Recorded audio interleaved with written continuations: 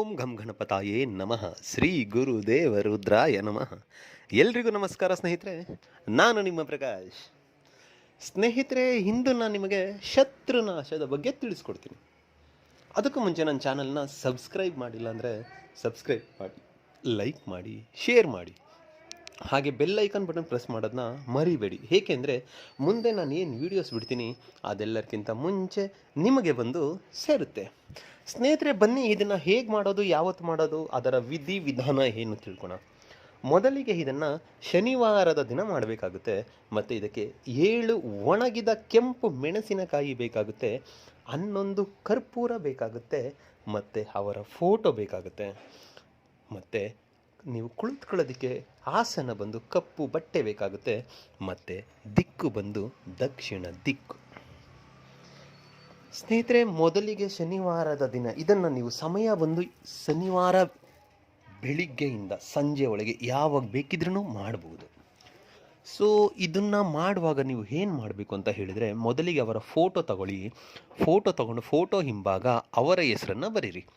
ಅಂದರೆ ನಿಮಗೆ ಯಾರು ಶತ್ರು ಇದ್ದಾರೋ, ಯಾವ ಶತ್ರು ನಾಶ ಆಗಬೇಕು ಅಂತ ಅಂದ್ಕೊಂಡಿದ್ದೀರೋ, ಯಾವ ಶತ್ರು ನಿಮ್ಮ ಜೀವನದಲ್ಲಿ ಬಂದು ನಿಮ್ಮ ಜೀವನ ಹಾಳು ಮಾಡಿದಾರೋ, ನಿಮಗೆ ತುಂಬ ಸಮಸ್ಯೆ ಕೊಟ್ಟಿದ್ದಾರೋ, ಆ ಸಮಸ್ಯೆಗಳನ್ನ ನೀವು ಎದುರಿಸ್ತಾ ಇದ್ದರೆ ಅಂಥವರ ಫೋಟೋ ಕಲೆಕ್ಟ್ ಮಾಡಿಕೊಂಡು ಆ ಫೋಟೋ ಹಿಂಭಾಗದಲ್ಲಿ ಅವರ ಹೆಸರನ್ನು ಬರೀರಿ.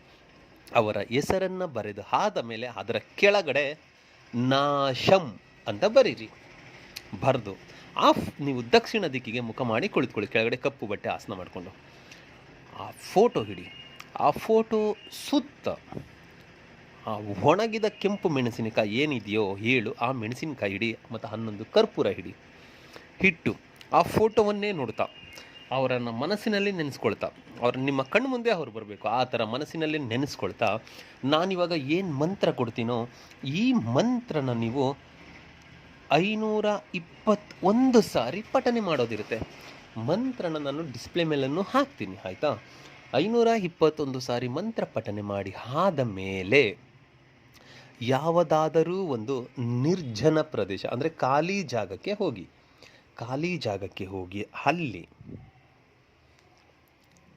ಮೊದಲಿಗೆ ಅದು ಮೆಣಸಿನಕಾಯಿ ಏನಿದೆಯೋ ಆ ಮೆಣಸಿನಕಾಯಿಯನ್ನು ಕೆಳಗಡೆ ಸುತ್ತ 7 ಇಟ್ಟು ಅದರ ಮೇಲೆ ಫೋಟೋವನ್ನು ಇಡಿ, ಅವರ ಫೋಟೋ, ಮತ್ತು ಸುತ್ತ ಕರ್ಪೂರ ಇಟ್ಟು ಅದನ್ನು ಬೆಂಕಿ ಹಚ್ಚಿ.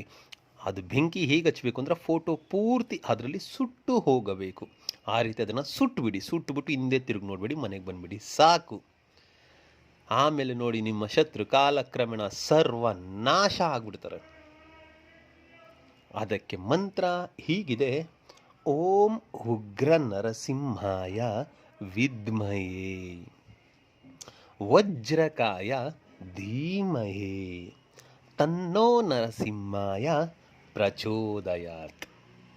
ಮಂತ್ರ ಇನ್ನೊಂದು ಸಾರಿ ಹೇಳ್ತೀನಿ ನೋಡಿ ಸ್ನೇಹಿತರೆ. ಓಂ ಉಗ್ರ ನರಸಿಂಹಾಯ ವಿದ್ಮಹೇ ವಜ್ರಕಾಯ ಧೀಮಹೇ ತನ್ನೋ ನರಸಿಂಹಾಯ ಪ್ರಚೋದಯಾತ್. ಈ ರೀತಿಯಾಗಿ ನೀವು ಮಾಡಿದ್ದೆ ಆದಲ್ಲಿ ನಿಮಗೆ ಶತ್ರು ಅನ್ನೋರೇ ಇರಲ್ಲ ಸ್ನೇಹಿತರೆ. ಮಾಡಿ, ಖಂಡಿತ ನಿಮಗೆ ರಿಸಲ್ಟ್ ಬರುತ್ತೆ.